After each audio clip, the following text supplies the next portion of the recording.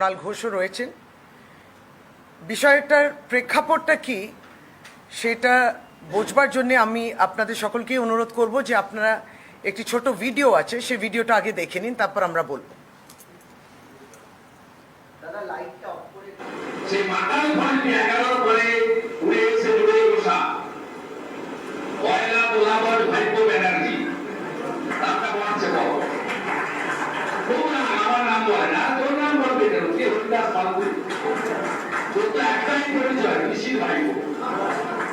আমাকে আক্রমণ করতে গেছিল দীপক ঘোষের দুটো বই দেখিয়ে দিয়েছি, আর দীপক ঘোষের বই দুটো কিলাম করে নিয়েছি। বলছে বাবার ভক্ত অমিত ব্যানার্জি রঞ্জিত ঘোষ।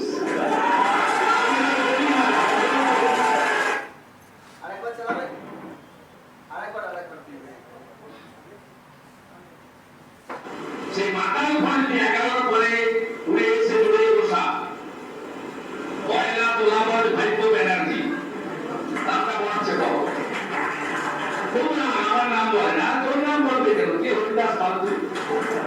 তোর তো একটাই পরিচয়, ঋষির ভাইপো। আমাকে আক্রমণ করতে গেছিল দীপক ঘোষের দুটো বই দেখিয়ে দিয়েছি, আর দীপক ঘোষের বই দুটো কিলাম করে নিয়েছে। বলছে বাবার ভক্ত অমিত ব্যানার্জি রঞ্জিত ঘোষ।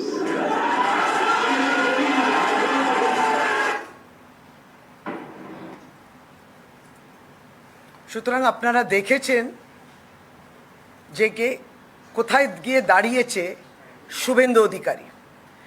আজকে এখানে একজন বিধায়ক, মন্ত্রী, দলীয় স্পোক্সম্যান হিসেবে নয়, আমি একজন মা হিসেবে এসেছি। সামনে দুর্গাপুজো, মা আসছেন, মা তার সন্তানদের নিয়ে আসবেন। সারা বছর পশ্চিমবাংলায় আমরা মায়ের পুজো করি। আজকে সেই জায়গায় আমরা কি দেখছি? একটি মাকে আঘাত পৌঁছানো হচ্ছে, একটি মাকে অপমান করা হচ্ছে তার সম্বন্ধে, তার সন্তান সম্বন্ধে গিয়ে বলতে গিয়ে। বংশ পরিচয়, পিতৃ পরিচয় নিয়ে শুভেন্দু অধিকারী এই যে ভিডিওটা আপনারা দেখছেন, তিনি তার বক্তব্য রেখেছেন। একজন মা হিসেবে, এই পার্টির সদস্য হিসেবে আমরা প্রত্যেকেই আজকে ক্ষুব্ধ এবং অপমানিত। জানেন তো, রাজনীতি এটা নয়, রাজনীতির সংজ্ঞা কিংবা ব্যাখ্যা এটা নয়। রাজনীতি করতে গেলে কিছু শিষ্টাচার, কিছু শালীনতা থাকে, কিছু ভদ্রতা থাকে, সম্পর্কের একটা পবিত্রতা থাকে। আমি কি ধরে নেব যে যিনি এই উক্তিগুলো করেছেন তিনি মানসিকভাবে বিপর্যয় কিংবা মানসিকভাবে তার ভারসাম্য হারিয়েছে? তাহলে একজন ডাক্তার হিসেবে বলি, আজকের দিনে এটা নিয়ে চিকিৎসার অনেকগুলো উপায় রয়েছে। কিন্তু আমি যদি বলি যে আমি আজকে পাবলিক লাইফে আছি, আমি জনমানুষের সেবার জন্য এসেছি, আমি নির্বাচিত হয়েছি মানুষ দ্বারা, তাহলে আমায় বুঝতে হবে যে আমি পাবলিক সার্ভিস করতে এসেছি। সেইখানে আমার মত না মিলতে পারে অনেকেরই সঙ্গে, কোনো দলের সঙ্গে, দলের একটা ব্যক্তির সঙ্গে ভিন্ন মত থাকতেই পারে, কিন্তু এইভাবে এই তল্লানিতে গিয়ে রাজনীতিটাকে নামাবেন না। এটা রাজনীতি নয়। তাহলে আপনি অন্য কোথাও সরে দাঁড়ান এবং অন্য জগতে চলে যান।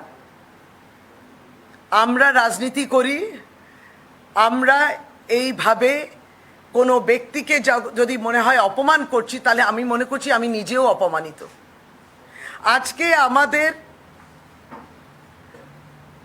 সারা ভারতবর্ষের সর্বভারতীয় তৃণমূল কংগ্রেসের সাধারণ সম্পাদক, মানুষের অনেক প্রিয়, একটি কেন্দ্র থেকে নির্বাচিত সাংসদ, মায়ের সন্তান অভিষেক বন্দ্যোপাধ্যায়, তার পিতৃ পরিচয় নিয়ে যে প্রশ্নটা তুলেছেন শুভেন্দু অধিকারী, তার দায়িত্ব জ্ঞানহীনতা, এই অপমান, এইটার জবাব তাকে দিতে হবে। আজকে আমি বলি যে পশ্চিম বাংলার এটা কিন্তু কালচার নয়। পশ্চিম বাংলায় এই সমস্ত উক্তির ভাবনা চিন্তার কিন্তু জায়গা নয়। এটা তার নেতা, যিনি দেশের প্রধানমন্ত্রী, আমাদেরও প্রধানমন্ত্রী, যিনি নারী শক্তির কথা সকালে বলেন আর সন্ধ্যেবেলায় নারী ধর্ষকদের ছেড়ে দেন, এটা তাদের ভাবনা চিন্তা হতে পারে। নারী শক্তিকে অপমান করা, নারীকে অপমান করা, নারীর অবক্ষয়ের কথা বলা, একটা মাকে অপমান করা, দেবীকে অপমান করা, আজকে তিনি আমাদের সন্তানের মতো অভিষেক বন্দ্যোপাধ্যায়কে যে অপমান করা হয়েছে, তীব্র, আমি ভাষা খুঁজে পাচ্ছি না যে কি করে একটা মানুষ এতটা তার মানসিকতা বিকৃত হতে পারে। আমরা জানি তিনি ফেল্ড, একবারই অসফল, তিনি দুর্নীতিগ্রস্ত, তিনি রাজনীতিতে জায়গা করে উঠতে পারছেন না। এই সমস্ত কথা আমরা রাজনীতি স্তর থেকে বলবো, লোডশেডিং এর কথা বলবো, কিভাবে জয় হচ্ছে সেটা সবটাই শুনেছেন, সবটাই আমরা বলতে পারি।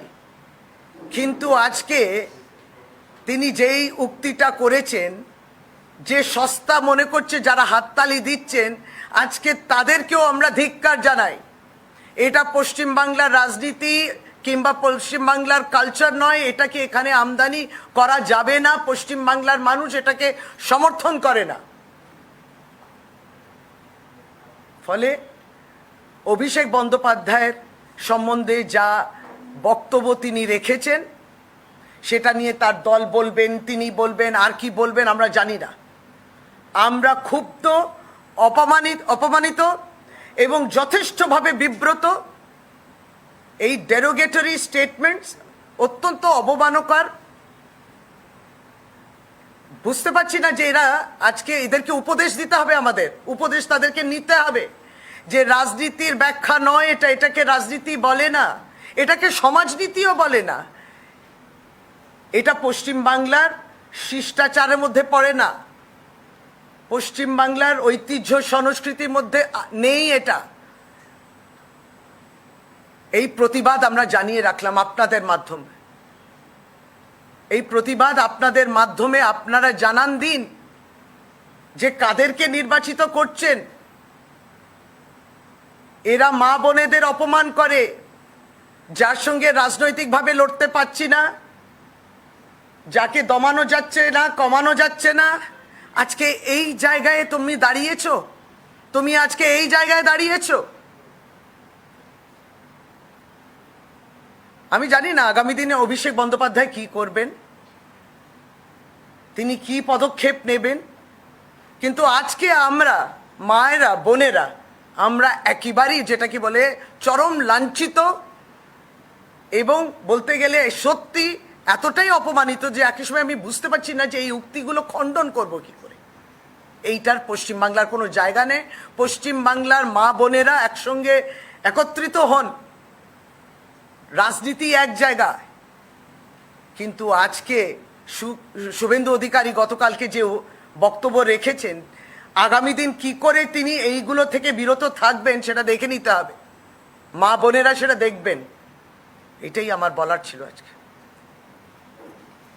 দেখুন, যে বিষয়টা ডক্টর পাঁজা খুব স্পষ্টভাবে বলেছেন, আমাদের বক্তব্য হচ্ছে রাজনীতিতে বিরোধিতা থাকবে, তীব্র বিরোধিতা থাকবে, কিন্তু সেটা যদি এইভাবে এসে পিতৃপরিচয় তুলে লক্ষ্যবস্তুকে আক্রমণ করা হয়, এ তো অভিষেককে যে ভয় পাচ্ছে নরেন্দ্র মোদী, অমিত শাহ থেকে শুরু করে এখানকার নেতারা, সেটা তো স্পষ্ট। 2021 সালের বিধানসভা নির্বাচনে মমতা বন্দ্যোপাধ্যায়কে আক্রমণের পাশাপাশি অভিষেক অভিষেক অভিষেক কুৎসিত আক্রমণ, এবং তারপর সেটি করতে করতে তারা, আমি একটু জায়গাটা বদল করে নিচ্ছি, তো তারা যেটা করলেন যে 2021 সালে বিধানসভা নির্বাচনের সময় থেকে আমরা দেখেছি যে মমতাদির পাশাপাশি অভিষেক বন্দ্যোপাধ্যায়কে আক্রমণ, সেটা করতে করতে যে জায়গায় এলো, আরে অভিষেক বড় নেতা নিজেকে তৈরি করছে, কিন্তু বয়সে তো সে আমাদের থেকে অনেক ছোট। এটা কি হচ্ছে? একটি ছেলেকে রাজনৈতিকভাবে মোকাবিলা করতে না পেরে এটা এটা এই এই যে সভা, এটা বিজেপির কালচার বলেই এই সভাটা সম্ভব, যে একটি ছেলের পিতৃ পরিচয় তুলে এই ধরনের নিম্ন রুচির একটা মন্তব্য, এবং তাতে যারা হাততালি দিচ্ছেন তাদেরও বোধহয় এই ধরনের কোনো মানসিকতা। অভিষেকের দোষ কি? অভিষেকের দোষ মমতা বন্দ্যোপাধ্যায়ের ভাইপো।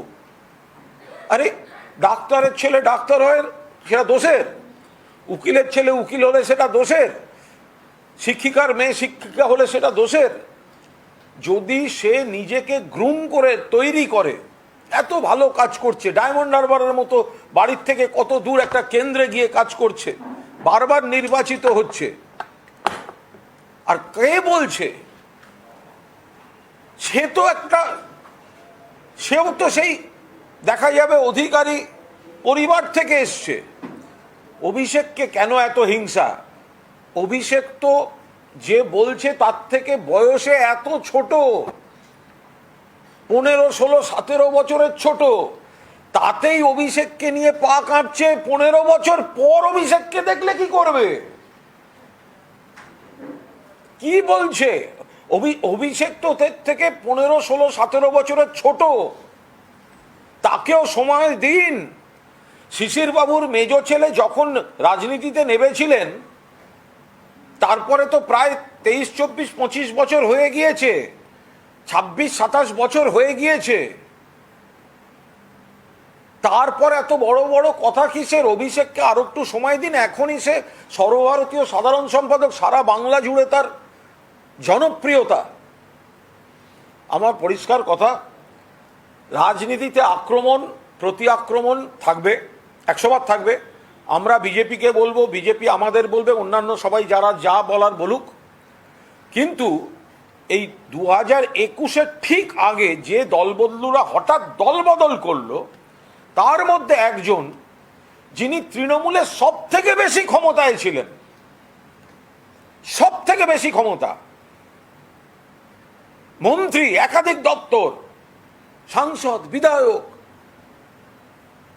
যিনি সিবিআই ইডি থেকে বাঁচতে গেলেন, তিনি কিন্তু এই ব্যক্তি আক্রমণ, কুৎসা, নোংরামিটা তিনি শুরু করলেন গিয়ে, এবং বিজেপিটাকে একটা ব্যক্তিগত আক্রোশের মঞ্চে পরিণত করলেন। নিশ্চয়ই আমরা এখানে মমতা বন্দ্যোপাধ্যায়ের সরকার, আপনারা বিরোধী দল, আপনারা বলবেন, আপনাদের বাকি নেতারাও বলেন। আবার কেন্দ্রে নরেন্দ্র মোদীর সরকারের যা যা আমাদের অপছন্দ, আমরা নিশ্চয়ই বলবো। আমরা দুর্নীতির অভিযোগ তুলবই কেন্দ্রের বিরুদ্ধে। আপনাদের যা মানুষের কাছে যদি তুলুন, আমরা উন্নয়নের কথা বলবো, আপনাদের উত্তর হলে দেবেন। কিন্তু তাই বলে নাবদে নাবদে নাবদে নাবদে বিভিন্ন বিশ্লেষণ যেতে যেতে যেতে যেতে, এবং কিছু ক্ষেত্রে আমাদেরও সেটা কমব্যাট করতে গিয়ে, এই প্রতিযোগিতাটা ঠিক না, উন্নয়নের প্রতিযোগিতা হোক। এবং শেষে দেখছি একটা তরুণ নেতা, তার বাবা নিয়ে কথা বলা হচ্ছে, এ তো তার মাকেও অপমান। এটা আমরা কোথায় নামছি? একটা ছেলেকে রুখতে না পেরে নরেন্দ্র মোদী এসে আরম্ভ করেছিলেন, ও দিদি, একজন ভারতবর্ষের একমাত্র মহিলা মুখ্যমন্ত্রীকে অপমান, অসভ্যতা। তার জবাব ভরপুর বাংলার মানুষ দিয়ে দিয়েছে। তো এখন এটা কি হচ্ছে? একটা দলের কর্মী সভা, অভিষেক, তার বাবা মা, যাদের আমরা দীর্ঘদিন চিনি, বাবার পরিচয় নিয়ে ছেলেটিকে এইভাবে আক্রমণ, রাজনীতি করতে এসে নানা আক্রমণের মুখে পড়ছে। কিন্তু এতটা নিচে নামতে হবে? দিলীপ ঘোষ সমর্থন করেন, লকেট চ্যাটার্জি সমর্থন করেন, যারা বিজেপির নেতা মন্ত্রী রয়েছেন, কথা ঘুরবেন না। বাবা তুলে কথা বলা, পিতৃ পরিচয় নিয়ে প্রশ্ন তোলা সমর্থন করেন। ব্যক্তিগত আক্রমণে যদি যেতে হয়, আমাদের কাছেও কিন্তু তার রসদ বা উপাদানের কোনো অভাব নেই, কিন্তু আমরা বারবার বলছি করবেন না, করবেন না। রাজনীতিটা রাজনীতির ইস্যুতে হোক, সবসময় বিশেষণ প্রয়োগ, সবসময় ইস্যু থেকে সরে আগে অন্যভাবে মেলাইন করার চেষ্টা। আরে আপনাদের তো এজেন্সি রয়েছে, কারুর গায়ে একটা লাগিয়ে দিচ্ছেন, তারপরে বিশেষণ, এবং শেষে অভিষেক। কত বয়স? 35। শুভেন্দু কত বয়স? আমার থেকে বছর দুয়েকের ছোট, হয়তো 52-53। বাবা মা তুলে কথা, তুমি দুটো নাম বলছো, তাহলে অভিষেকের বাবা মাকে আমরা কেউ চিনি না? আমরা সবাই চিনি। এই রাজনীতিটা একটা দেউলিয়া রাজনীতিতে নিয়ে যাচ্ছে এই বিজেপি, যত ব্যর্থ হচ্ছে আমরা এর তীব্র নিন্দা করছি। অভিষেক বন্দ্যোপাধ্যায়, তিনি তাকে মোকাবিলা করতে পারছে না, ঠেকাতে যাচ্ছে দিল্লির জেঠুদের গিয়ে বলছে আরে পাঠাও এজেন্সি, পাঠাও ওকে। এজেন্সি ঘর থেকে বেরিয়ে মাথা উঁচু করে প্রেস কনফারেন্স করছে, হতাশা বেরিয়ে যাচ্ছে বিরোধীদের। শেষ পর্যন্ত মানে আমরাই তো এটা বিস্মিত যে এক তরুণ তুর্কি নেতা, তাকে কি শেষে বাবা মাকে অপমান করা হচ্ছে। এটা, এই সংস্কৃতি আমরা তীব্র নিন্দা করছি। অভিষেক কি পদক্ষেপ নেবে তার বিষয়, কিন্তু আমরা বলছি ব্যক্তিগত আক্রমণের রাজনীতি যদি কেউ করতে চান, পরে আমাদের কেউ দোষ দেবেন না, কিন্তু আমরা উন্নয়নের রাজনীতিতে থাকতে চাই।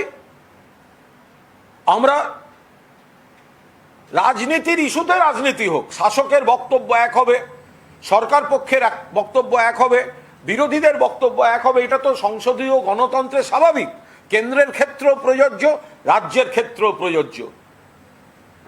কিন্তু সেখানে যদি আমরা ইস্যুতে পাল্লা দিতে না পেরে একেবারে ব্যক্তিগত স্তরে যেতে চাই, এবং প্রত্যেকটা ক্ষেত্রে বিজেপির কোনো এক, এই যার কথা বলছি, আপনি কোনো অপ্রিয় প্রশ্ন করবেন, সাংবাদিকদেরও সঙ্গে সঙ্গে আপনি কার, আপনি অমুক বলে একটি শব্দ, আপনি কি তাদের, যান ওই করুন। এটা কি, কেন, কিসের জন্য? প্রশ্ন করলে সাংবাদিকরা খারাপ, বিরোধী যুবনেতাকে হিংসা পাল্লা দিতে পারে না, তার পিতৃ পরিচয় তুলে হচ্ছে। তো সুতরাং এবার আমরা যদি কেউ খারাপ মুখ খুলে ফেলি, তখন নীতি কথা কেউ যেন শেখাতে আসবেন না। কিন্তু আমার বক্তব্য, নিশ্চয়ই শাসক দল থাকবে, বিরোধী দল থাকবে, তর্ক হবে, যুক্তির লড়াই হবে, ইস্যুর লড়াই হবে, কিন্তু অভিষেককে যেভাবে পিতৃ পরিচয় তুলে, এটা বাংলার যে কোনো বাবা মা, যে কোনো নারী পুরুষ, যে কোনো সুস্থ রাজনৈতিক কর্মী, যে কোনো সুস্থ পরিবার এই কুৎসিত, অশালীন, কুরুচিকর, নিম্নরুচির রাজনীতিটা এই পর্যায়ে বোধহয় কোনো অবস্থায় যেতে দেওয়া উচিত নয়। আমরা সংবাদ মাধ্যমের আপনাদের ধন্যবাদ, আপনারা এসছেন। ডক্টর পাঁজা ছিলেন বিধানসভায় আরেকটি জরুরি কাজ, ফলে উনি ওনার বক্তব্য রেখেই বেরিয়ে গেছেন। আমরা আপনাদের মধ্যে দিয়ে মাধ্যমে আমরা এইটাই মানুষকে বলতে চাইছি, এবার যদি ধারাবাহিক কেউ চালাতে থাকে তাহলে তার ধারাবাহিক উত্তরও যাবে। তখন যেন কেউ এইসব ধরনের নীতি কথা তখন আমরা সহ্য করতে যাব না, কিন্তু আমরা চাই না। কারণ ওই ধরনের ভাষা আমরা প্রয়োগ করতে গেলে 10 বার ভাবতে হবে, পারবো না। যদি অমুক আমার শত্রু হয়, আমি তাকে নানাভাবে আক্রমণ করতে পারি, কিন্তু তার আমি বাবা মা, জন্মদাতা জন্মদাত্রীকে নিয়ে প্রশ্ন, এবং সেটা এক গাদা কুরুচিকর অসভ্য লোক তাতে হাততালি দিচ্ছে, জনা 30-40 লোক। এটা কোন কালচার? এটা বাংলা? এর নাম রাজনীতি? রাজনীতি করতে গেলে পিতৃ পরিচয় নিয়ে আক্রমণ সহ্য করতে হবে? হতে পারে কখনো? আমরা আপনাদের মাধ্যমে পরিষ্কার বলতে চাইছি, সর্বভারতীয় তৃণমূল কংগ্রেস এর নিন্দা শুধু করছে না, আমরা বলছি ব্যক্তি আক্রমণ নয়।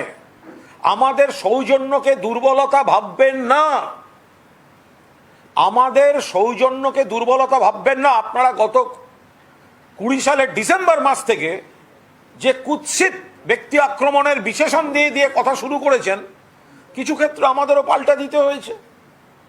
কিন্তু ইস্যু থেকে সরে গিয়ে যদি বিরোধীরা কুৎসিত আক্রমণ করেন এবং শাসক পক্ষকেও উত্তর দিতে হয়, এটা বাঞ্ছনীয় নয়। আমরা চাই ব্যক্তি আক্রমণের রাজনীতিটা বন্ধ হোক, ইস্যুতে হোক, এবং অভিষেককে পিতৃপরিচয় তুলে যেভাবে তার বাবা মাকে অপমান করা হলো, এই ক্ষমাহীন অপরাধ বাংলার মায়েরা, বোনেরা, বাংলার প্রতিটি মানুষ, আপনারা এর বিচার করবেন।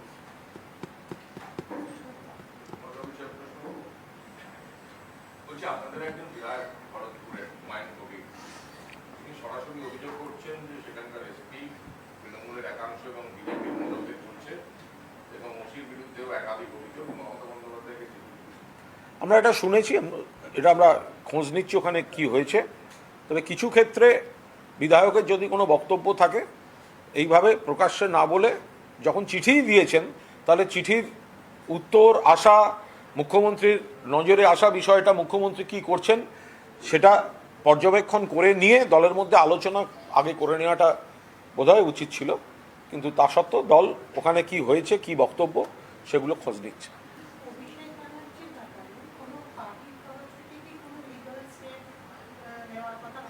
আজ আমরা এই মুহূর্তে এই পর্যন্তই বলছি। বাকি অভিষেক কি করছেন বা অভিষেক কোনো পদক্ষেপ নিচ্ছেন কিনা, এটা আমরা এই মুহূর্তে এই বিষয়ে কিছু বলছি না। আমরা একদম খুব খোলাখুলিভাবেই বলছি যে রাজনীতিটা নামতে নামতে যদি মানে পিতৃপরিচয়, একটা বাচ্চা ছেলেকে রুখতে পারছে না, সে এত গ্রুম করেছে, সে যে যোগ্যতার সঙ্গে নেতৃত্ব দিচ্ছে, আমাদের থেকে 15, 16, 17, 18 বছরের ছোট নেতৃত্বে প্রতিষ্ঠা করছে, হিংসায় জ্বলে মরছে। আরে ভাই, তুমি তো 25-30 বছর রাজনীতি করেছো, তোমার বাবার ছায়া করেছো, দিদির ছায়া করেছো। আরে এই ছেলেটিকে সময় দাও, আর কটা বছর বাদে তো ওর দিকে তাকাতে গেলে চোখ ধাঁধিয়ে যাবে। বিরোধীদের একাংশের বক্তব্য যে বিধায়ক আগে তৃণমূলের তরফ থেকে শুভেন্দু অধিকারীকে নাম না করে তার বিরোধীদের কোন অংশ? বিরোধীদের অংশ বলে আপনাদের প্রশ্ন শুনবো না, নাম করে বলুন কোন অংশ। বেশ কিছু মন্তব্য করা হয়েছে। কোন অংশ? নাম বলুন না। আপনার কি, আপনি তো মিডিয়া, একাংশ বলছেন কেন? নাম বলে বলুন।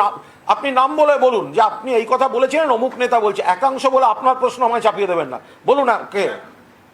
বেশ, আমার প্রশ্নগুলোই আমি না আপনাকে পেশ করছি। তাহলে না, একাংশটা আগে বলে নিন, একাংশটা ক্লিয়ার করুন। আপনি একাংশটা ক্লিয়ার করুন। আপনি বলেছেন বিরোধীদের একাংশ, আপনি নাম বলুন। আপনি আমায় প্রশ্ন করেছেন বিরোধীদের একাংশ বলছে, আপনি এক্ষুনি এটা ক্লারিফাই করুন, আমি উত্তর দেব। আপনি ক্লারিফাই করুন। আপনারা বিরোধীদের একাংশ বলে নিজেদের মন গড়া প্রশ্ন চালাবেন আর আমরা বসে বসে উত্তর দেবো, দুটো একসঙ্গে হবে না। আপনি যে স্কুলে পড়ছেন ওটার আমি প্রিন্সিপাল ছিলাম। আপনি ক্লারিফাই করুন বিরোধীদের একাংশ কোনটা, আমি উত্তর দেবো। I am ready. আপনি বলুন না বিরোধীদের একাংশকে। একাংশ বলছেন কেন? তাহলে বিজেপির কোন অংশ? দিলীপ বিজেপি না সুকান্ত বিজেপি? বলুন। আপনি তো একাংশ বলেছেন। হ্যাঁ বলুন, সেগুলো জিজ্ঞেস করুন। একাংশ করছেন কেন? আজকে বন্ডিং এ বলেছে তৃণমূল কংগ্রেস সমস্ত দাদাগিরি শেষ, গোয়ালে ঢুকে গেছে, রাস্তায় আন্দোলনে কে কখন ঢুকে যাবে ঠিক নেই, মেজরিটি আছে তাই বিধানসভায় প্রস্তাব পাশ করাবে, তাতে কি যায় আসে? গণতন্ত্র অপমানিত। এবং দিলীপ ঘোষ তার কথা বলেছেন। এখানে বিধানসভা ভোট হয়েছে 1-1.5 বছর আগে, তো সেখানে তো একবার দেখা গেছে কেন্দ্রের নির্বাচন কমিশন, কেন্দ্রীয় বাহিনী, 8 দফা ভোট, তো তাতে তো রেজাল্ট এসেছে, মানুষই ভোট দিয়েছেন। তো সুতরাং ভোটে হারার পর উনি নতুন করে আর কি কথা বলবেন এগুলো? ওনাদের তো দৌড় ওইটুকুই যে ওনাকেও সভাপতি পদ থেকে সরিয়ে দিল, আর কথায় কথায় দিল্লি গিয়ে দিল্লি দেখানো, দিল্লির এজেন্সি, দিল্লির হস্তক্ষেপ, এর ওপরে তো দাঁড়িয়ে আছেন। বাংলার মানুষের উপর ভরসা করে দেখুন না, তাতে তো রেজাল্ট কি সব দেখাই যাচ্ছে।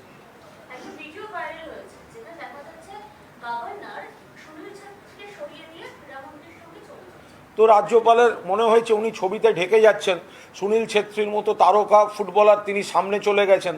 তো ওনার মনে হয়েছে ওনার দিক থেকে যে সুনীল ছেত্রীকে সরিয়ে দিয়ে ওনার থাকা উচিত। এবার আমরা সেটা একমত নই, আমরা মনে করি হয়তো যে না, থাকা উচিত। আবার রাজ্যপাল, তিনিও একটা রাজ্যের রাজ্যপাল, তিনি ফ্রেমে ভালোভাবে থাকতে চেয়েছেন, তার মুখটা যাতে দেখা যায়, সেই জন্য সুনীল ছেত্রীকে সরিয়েছেন। এটা সম্পূর্ণ তার বিষয়, এটা কী মন্তব্য করব। সুকান্ত বলছে পুজোর পরে চোর ধরো জেল ভরো আন্দোলন করবে সারা রাজ্য জুড়ে। করুক না, শুরুটা হোক এই সিবিআই এর এফআইআর নেম শুভেন্দু অধিকারীকে দিয়ে, কোনো অসুবিধা নেই তো, কোনো অসুবিধা নেই তো। সিবিআই এর যে মামলায় এফআইআর নেমড হিসেবে ববি হাকিম বা সুব্রত মুখার্জির মতো মন্ত্রীর বাড়িতে সিবিআই গিয়ে অ্যারেস্ট করে এনেছিল, তো সেম মামলা, same video footage, same case, Narada কেলেঙ্কারি, সিবিআই এর এফআইআর নেমড, তো সুকান্তর যদি চোর ধরো জেল ভরো হয়, তো শুভেন্দুকে দিয়ে ওরা শুরু করুক, কোনো অসুবিধা নেই তো। টিটাগড়ে বোমা নিয়ে দিলীপ ঘোষ বলেছেন চাকরি নেই, তার জন্য যুবক যুবতীরা বোমার সারা ভারতবর্ষে চাকরি নেই, সারা ভারতবর্ষে চাকরি নেই। দিলীপ ঘোষকে বলুন, 2014 সালে নরেন্দ্র মোদীর স্লোগান ছিল বছরে 2 কোটি বেকারের চাকরি, তো 8 বছরে 16 কোটি বেকার হয়, তো 16 কোটি চাকরির কথা হয়, তো 16 কোটি চাকরিটা কোথায়? 16 কোটি চাকরি কই, উল্টে আরও 16 কোটি তো বেকার হয়েছে। তো সুতরাং এটা কোনো বিষয় নয়। ওখানে পার্টিকুলারলি বিজেপির 2-1টা গ্রুপ অশান্তি করার দীর্ঘদিন ধরে চেষ্টা করছে, অনেক কমিয়েছে পুলিশ প্রশাসন, যেটুকু রয়েছে ওটা ওরা চায় 2-4টে খারাপ ঘটনা ঘটিয়ে সেটাকে খবরের শিরোনামে রাখতে পুলিশ প্রশাসন ব্যবস্থা নিচ্ছে। তাপস রায় গতকাল যে ভিডিওতে বার্তা দিয়েছেন সেখানে বলছেন যে পুলিশ নেতাদের হয়ে কাজ করবে না, পুলিশ নিজের আইন ল মেনে কাজ করবে। এই বিধায়কের গলায় এই ধরনের বার্তা কি বলবেন? কি বলবো, ভালো কথা বলেছে তো। তাপস রায় যদি বলে থাকেন, আপনি যা দেখলেন আমায় প্রশ্ন করলেন, তৃণমূলের একজন বিধায়ক তাপস রায়ের মতো নেতা যদি বলেন যে পুলিশ নিরপেক্ষভাবেই কাজ করে এবং করবে, যেটা তো তৃণমূলেরই বক্তব্য। তিনি তো খারাপ কিছু বলেননি, তার মানে তো পশ্চিমবঙ্গে গণতন্ত্র আছে, পুলিশ নিরপেক্ষ, তো বোঝাই যাচ্ছে তিনি কোনো কিছুই না। আপনি যে যখন বাড়ি থেকে বেরোন, আপনার মা প্রত্যেক দিনই আপনাকে বলেন সাবধানে যাস, তার মানে কি আপনি কোনোদিন সাবধানে না গিয়ে হাঁটবেন, নাকি ওটা নতুন করে মনে করাতে হয়? ওটা স্বাভাবিক ব্যাপার। যে কোনো জায়গায় যখন কোনো সিনিয়র লোকেরা বলেন, সবাই এটা বলে থাকেন। ভালো বলেন। আজকে বলেছেন যে ডেঙ্গি নিয়ে শুধু পুরসভা নয়, সারা রাজ্য জুড়ে ডেঙ্গির বাড়বাড়ন্ত চলছে, বড় বড় ইস্যু চলে আসছে, আপনাদের নজর ঘুরে যাচ্ছে, মেয়রও চেপে যাচ্ছেন বিষয়টা, এটা গভীর সমস্যা, দরকারে কেন্দ্রের সাহায্য। ও গোটা ব্যাপারটাই একটা কেন্দ্র ব্যাপারটাই করে দিক না, মানে সমস্ত বিষয় যদি কেন্দ্রর, মানে গোটাটা একটা দল, তাদের নেতারা গোটাটাই তাদের দিল্লির কাকা জ্যাঠাদের উপর দাঁড়িয়ে একটা রাজনীতি করছেন। কিছু হলে কেন্দ্র, কিছু হলে কেন্দ্রের নির্বাচন কমিশন, কিছু হলে কেন্দ্রীয় বাহিনী, স্বাস্থ্যে কেন্দ্র। তো তাহলে আপনারাই বা আছেন কেন? আপনাদের দলই বা আছে কেন?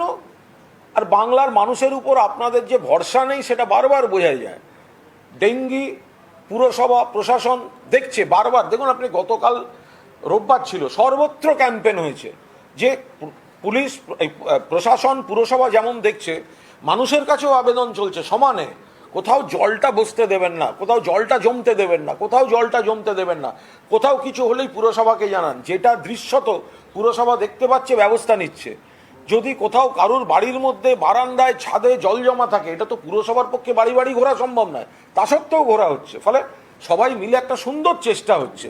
তার মধ্যে যদি মানে এটাতেও যদি রাজনীতি দেখতে যান, আবার এখানেও কেন্দ্র হয়, তাহলে তো আবার কেন্দ্রের রিপোর্টে গিয়ে দেখতে হবে যে বিজেপির রাজ্যগুলো কিভাবে স্বাস্থ্যে বিপর্যস্ত হয়ে আছে, আর পশ্চিমবঙ্গ কিভাবে স্বাস্থ্যের বিভিন্ন ক্ষেত্রে 1 নম্বরে হয়ে আছে। নিয়োগ দুর্নীতি মামলায় পার্থ চট্টোপাধ্যায় সিবিআইকে বলছেন যে ফাইল আসতো কিন্তু সই করতে সবই দপ্তর জানে, আমার কোনো নিয়ন্ত্রণ ছিল না। কি বলবেন? না, এটা যেহেতু একেবারে তদন্তের বিষয়, এবং ওই জায়গাটা আমরা কোনো বক্তব্যই করছি না, কারণ এটা আমরা গোটাটাই দেখছি সূত্র বলে বা মিডিয়া থেকে আমরা যা জানতে পারছি, কিন্তু আমরা মানে এই বিষয়টায় কোনো মন্তব্য করছি না। আমরা দেখছি এগুলো, এই ধরনের খবর হচ্ছে দেখছি, কারণ অ্যাকচুয়ালি কী হচ্ছে না হচ্ছে কিছুই জানি না, আর জানলেও ও বিষয়টায় দলের এক্ষুনি বলার কোনো বক্তব্য নেই। পার্থ চট্টোপাধ্যায় সম্পর্কে যা বক্তব্য, মুখ্যমন্ত্রী তার পদক্ষেপ নিয়েছেন, দল সমস্ত রকম ব্যবস্থা নিয়েছে, বাকিটা তদন্তের।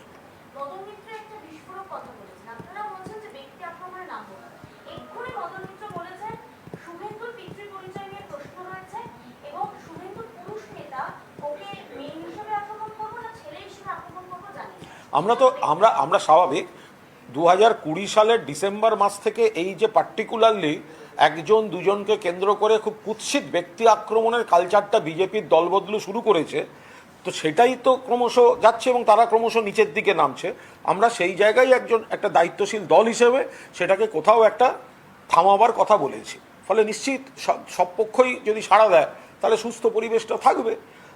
একটা প্রশ্ন আপনি করছেন কাউকে, যদি সেখানে বিশেষণ ব্যবহার হয়ে যায়, আপনি কাউকে প্রতিক্রিয়া দিতে গিয়ে যদি বা বক্তৃতা করার সময় যদি আপনি শুধুই বিশেষণ দিয়ে করেন, তার তো একটা নেতিবাচক আসবে। শেষে যদি বাবা মা তুলে হয়, অভিষেক বন্দ্যোপাধ্যায়কে সবাই ভালোবাসে, তৃণমূল কংগ্রেসের নয়নের মণি, সেখানে মদন দ্বারা কত ছোট থেকে ওকে তো জন্ম থেকে দেখছে, তো সেইখানে তার পিতৃ পরিচয়, অভিষেকের বাবা হয়তো মদনদার বন্ধু, তো সেখানে করলে তার স্বাভাবিক একটা রিয়াকশন বেরিয়ে যায়। আমরা তো সেই রিয়াকশনটাই থামাবার চেষ্টা করছি, যে এই ধরনের আক্রমণ হলে এই ধরনের রিয়াকশন বেরিয়ে যায়, ফলে এই ধরনের জিনিসটা যাতে রাজনীতিতে না হয়।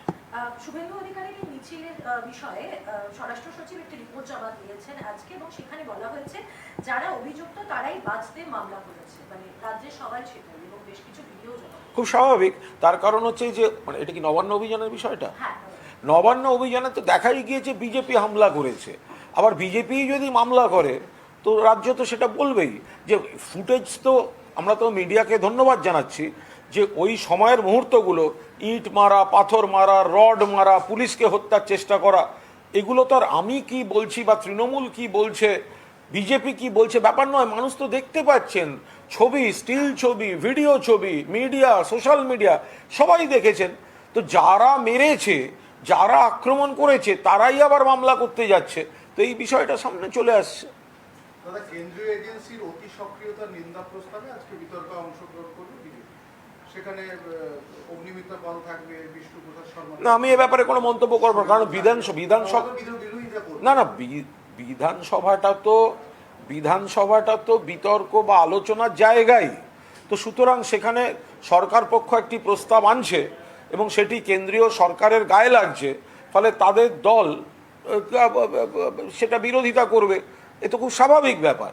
কিন্তু বিষয়টা হচ্ছে যে এই অতি সক্রিয়তা, এটা তো খুব একটা সাদা বাংলার মানুষ তো সেটা জানেন।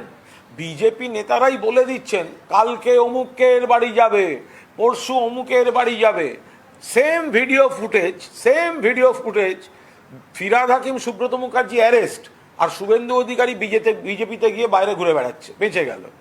সেই কেন্দ্রীয় এজেন্সির পক্ষপাত নিয়ে তো প্রশ্ন আসবেই। তো সেগুলো প্রস্তাবে আসছে, ওদের যদি মনে হয় বিরোধিতা করার ওদের গায়ে লাগছে তো করবে।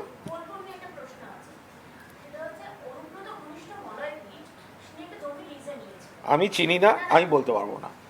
ও যদি সেখানে অন্যায় থাকে তাহলে সেটা অন্যায়। হ্যাঁ,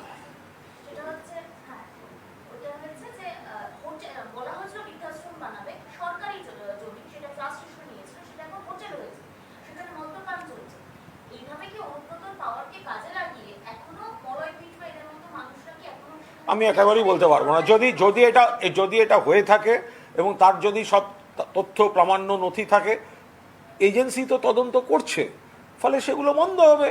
ওগুলো কোথা থেকে কি শুনে আমি সবসময় বলছি ঠিকটা ঠিক, অন্যায় হয়ে থাকলে ভুল। তো এখন যেখানে সিবিআই, ইডি এরা তদন্ত করছেন, তো যদি এ ধরনের কিছু থাকে তারা ব্যবস্থা নেবেন। কি বলবো, কোনো অপকীর্তিকে তৃণমূলের দরকার পড়েনি ব্যবহার করার। এ তো এখন তদন্তের বিষয়, আমি এ বিষয়টা সবে শুনেছি, এ বিষয়ে আমার কোনো মন্তব্য নেই।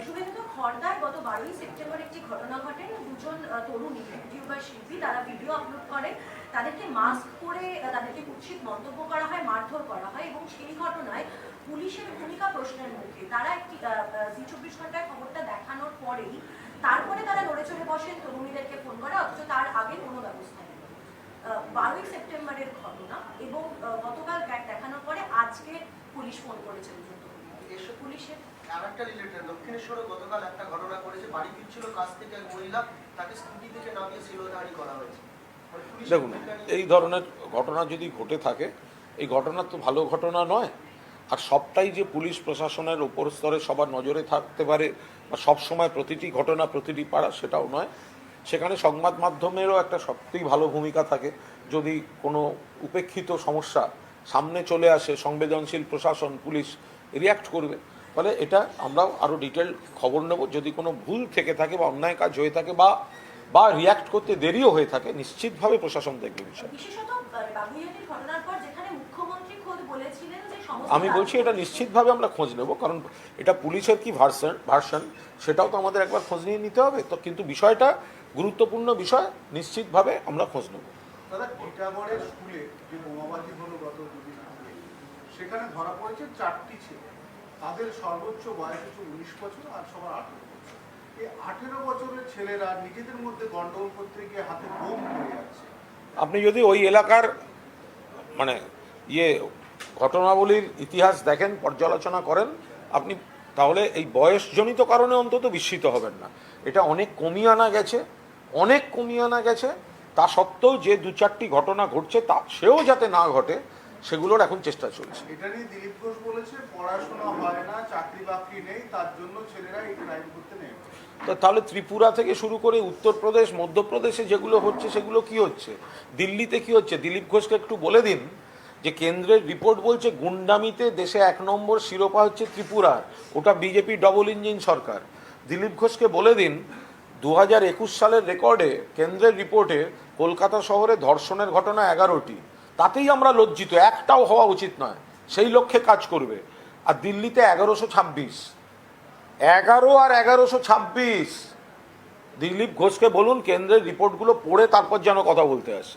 বলছি আইসিসিআর দিনব্যাপী বিজেপির সাংগঠনিক সভা হচ্ছে, তাতে সংগঠন মজবুত করার সিদ্ধান্তের পাশাপাশি পঞ্চায়েত ভোটে যাতে কেন্দ্রীয় বাহিনী আনা যায় তার এখন এদের যদি গোটাটাই হয় মানে দিল্লির উপর নির্ভরশীল কেন্দ্রীয় বাহিনী, আচ্ছা কেন্দ্রীয় বাহিনী তো 2021 সালের বিধানসভা ভোটেও ছিল, কেন্দ্রের নির্বাচন কমিশন ছিল, কেন্দ্রীয় বাহিনী ছিল, করোনার মধ্যেও জোর করে 8 দফায় ভোট ছিল, তারপরেও হেরেছে। আসানসোল থেকে লোকসভা উপনির্বাচন, তারপরে আরও কিছু বিধানসভা উপনির্বাচন, কেন্দ্রের বাহিনী হেরেছে। মানুষের সঙ্গে নেই, কেন্দ্রীয় বাহিনী এনে কি হবে? এটা তো বিজেপির মানে নেতাদের ব্যর্থতা ঢাকার নাটক। তাদের কর্মীদেরও তারা এইসব বলে ভুল বুঝিয়ে রেখে দেন। তারা ব্যর্থ, তাদের গ্রহণযোগ্যতা নেই, তারা মানুষের কাজ করে না। আর কেন্দ্রের এই পেট্রোল, ডিজেল, রান্নার গ্যাস, কেরোসিন, ওষুধ, সার, এগুলোর যে দাম বেড়ে যাচ্ছে, পিএফের সুদ কমে যাচ্ছে, এর ওপর মানুষের যে ক্ষোভ, ক্রোধ, তো সেইগুলোর বহিঃপ্রকাশে বিজেপি হারছে।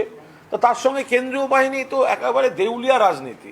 লাস্ট হচ্ছে আমি মানবিক টুইট করেছি যে মুখ্যমন্ত্রী কি বিচার ব্যবস্থার বিরুদ্ধে যেহেতু ইডি সিবিআই বিচার ব্যবস্থা আর ইডি সিবিআই নিশ্চয়ই এক নয়। এখন যদি অমিত মালব্যর মনে হয় যে বিচার ব্যবস্থাটাও ইডি বা সিবিআইয়ের মতো কেন্দ্রের দফতরে আনছেন বা রয়েছে, সেটা ওনার ভুল ধারণা। অমিত মালব্য কি মনে করছেন যে বিচার ব্যবস্থাটা ইডি, সিবিআই আর জুডিশিয়ারি তিনটেই কেন্দ্রের? এটা কি মনে করছেন? অমিত মালব্যর টুইটের তো মানে এটাও হতে পারে যে ওনাদের ভাবা অভ্যাস হয়ে যাচ্ছে যা আছে সব ওনাদের। ইডি আর সিবিআই কেন্দ্রের, বিচার ব্যবস্থা সম্পূর্ণ আলাদা বিষয়। আমরা বিচার ব্যবস্থায় আস্থাশীল। তো এখন কেন্দ্রের, তা সত্ত্বেও খেয়াল রাখবেন বিচার ব্যবস্থায় কিন্তু সুপ্রিম কোর্টেরও নামকরা বিচারপতিরা তাদের বিরুদ্ধেও অভিযোগ করেছেন। দেশজোড়া বিতর্ক কিন্তু আমরা দেখেছি অতীতে। কিন্তু এখনো সমাজে শেষ কথা হচ্ছে বিচারকরাই বিচার। কিন্তু অমিত মালব্য যদি মনে করে থাকেন যে ইডি, সিবিআই, বিচার, এই তিনটেই, উনি বোধহয় ভাবছেন কেন্দ্রের আইন দপ্তরের অধীন হচ্ছে বিচার ব্যবস্থা বা বিচারকরা। ওনার এটা ভুল ধারণা। উনি ভাবা অভ্যাস হয়ে যাচ্ছে কেন্দ্রের ক্ষমতা অপপ্রয়োগ করতে করতে জমিদারি ভেবে ফেলছেন, বিচার ব্যবস্থাটাকেও তারা জমিদারি ভাবছেন। না, ও তদন্ত যাই হোক, নির্দেশ হলেও, নারদও তো নির্দেশে হয়েছে, তাহলে সিবিআই শুভেন্দুকে ধরছে না কেন? নারদ তদন্তটাও তো হাইকোর্টের নির্দেশে হয়েছে, তাহলে ববি হাকিম আর সুব্রত মুখার্জি অ্যারেস্ট হলে শুভেন্দু অধিকারী বিজেপিতে গিয়ে বেঁচে যায় কি করে? ফলে সেই জায়গায় দাঁড়িয়ে সারদা, শুভেন্দু অধিকারী বাইরে আছে কি করে? তো ফলে এজেন্সির অর্ডারে হতে পারে কোর্টের, কিন্তু এজেন্সির পরিচালনাটা কেন্দ্রীয় সরকারের হাতে। আচ্ছা, বিজেপি পুজো করছে না, এরকম কিছু আসেনি এখনো? অমিত শাহকে আনার জন্য না না, ওই ওই ওই ওই ওখানে কোথাও কোনো ওই না না, ওই যে হল ভাড়া করে কোনো পুজো টুজো করছে না? ইজেডসিসিতে কথা চলছে, কিন্তু অমিত শাহকে আনার জন্য প্রস্তাব সে তো হতেই পারে, ধৈর্য করো। আজ স্মৃতি ইরানি এসেছেন, ঝাড়খণ্ডের মেয়র আসছেন, বানসাল আসছেন, বিভিন্ন রাজনৈতিক বিজেপির বিভিন্ন নেতারা আসছেন। কিভাবে দেখছেন বিষয়টা? দারুণভাবে দেখছি। পশ্চিমবঙ্গে অবাধ গণতন্ত্র এবং পর্যটনের যে একটা সুন্দর কেন্দ্র, ফলে আমাদের এখানে সাইবেরিয়ান পাখি চিড়িয়াখানায় আসে আবার চলে যায়, সাঁতরাগাছির ঝিলে আসে চলে যায়, সিদ্ধার্থনাথ সিং বলে একজন এসছিলেন চলে গেছেন, কৈলাস বিজয়বর্গীয় বলে একজন এসছিলেন চলে গেছেন, অরবিন্দ মেনন বলে একজন এসছিলেন চলে গেছেন। তো এরকম ওদের এরকম মরশুমি পরিযায়ী পাখিরা আসে যায়, আসে যায়। পশ্চিমবঙ্গ একটা পর্যটনের ডেস্টিনেশন, এরা রাজনৈতিক পর্যটক আসবে। ওকে, हाँ हिंदी में बोल दीजिए, अभिषेक बनर्जी की गलती क्या है कि बार-बार तीसरी परिचय पर सवाल? देखिए, अभिषेक बनर्जी हमारा ऑल इंडिया जनरल सेक्रेटरी है, ठीक है? तो आप लोग मीन्स अपोजिशन, आप लोग अटैक कर रहे हैं, ठीक है? कोई मुद्दा पर कीजिए, इशू पर कीजिए, ये तो डेमोक्रेसी है। हम लोग भाजपा के खिलाफ बोलूंगा, भाजपा हमारा खिलाफ बोलेंगे और अल्टीमेटली डिसीजन लेंगे कॉमन पब्लिक। तो यही तो डेमोक्रेसी है। लेकिन 2020 दिसंबर से जब ये दल बदलू लोगों का खेल शुरू हो गया था, तो तब से ये पर्सनल कैरेक्टर असैसिनेशन का बहुत एक डिफामेटरी कल्चर यहाँ पर प्रमोट कर रहे थे बीजेपी, दो एक लीडर को यूज करके। तो ऐसे वो लोग अभिषेक को डरता है, अभिषेक से वो जीत नहीं पा रहा है, इसीलिए अभी इतना गिरा हुआ है। अभिषेक का पिताजी कौन है, ऐसे खुलेआम उनका वर्कर्स मीटिंग में वो बोल रहा है। ये तो नहीं होना चाहिए ना। अभिषेक बड़ा लीडर है, लेकिन उम्र से जो बोल रहे हैं अधिकारी, उनसे 15 बरस या 16 बरस का वो छोटा है। तो तुम उनको कॉम्बैट नहीं कर पा रहे हो, तुम पब्लिक का सपोर्ट तुम्हारे पास नहीं है, तो तुम डर के मारा हुआ है। तुम उनको अपना फ्रस्ट्रेशन से उसका पिताजी वो जन्म का बारे में ये कल्चर बंगाल में नहीं था। तो हम लोग इसका पूरा प्रोटेस्ट कर रहे हैं। কংগ্রেসের তরফ থেকে বলা হয়েছে যে রাজনৈতিক দলের নামের সাথে কংগ্রেস শব্দটি জুড়ে ওই দলগুলো বড় হতে চাইছে। দেখুন, কংগ্রেসের ঐতিহ্য নিয়ে তো কেউ কোনোদিন প্রশ্ন করেনি বা করবেও না। এটা তো ঘটনা যে আমরাও একটা সময় কংগ্রেস করেছি, কিন্তু সমস্যাটা হচ্ছে ওদের এই ব্যাখ্যাটা হচ্ছে বাস্তব থেকে মুখলে উট পাখি বালির মধ্যে মুখ গুঁজে ভাবে কে ঝড় থেকে বাঁচবে। ওরা ওই অতীত ধুয়ে জল খাচ্ছে, ওই জমিদারিটা চলবে না। ওদের ঐতিহ্য আছে, এটা সবাই মানছি, কিন্তু ওরা ফেল করেছে বলেই তো বিজেপি বারবার দিল্লিতে গভর্নমেন্ট করছে। 2014, 2019 লোকসভা, তারপরে ওই পাঞ্জাব পর্যন্ত হেরেছে। ফলে ওদের লিডারশিপটা ফেল করছে। সেই জন্য আমরা কি বলছি, তোমরা যেখানে যেখানে বিজেপিকে তোমাদের লড়ার কথা, তোমরা লড়ো, তোমরা ফাইট করো, তোমরা শীতঘুম থেকে বেরো। আমরা কখনো বলিনি, আমাদের নেত্রী বা নেতারা কখনো বলেননি যে কংগ্রেসকে বাদ দিয়ে জোট করো। আমরা বলছি কংগ্রেস ফেল করছে।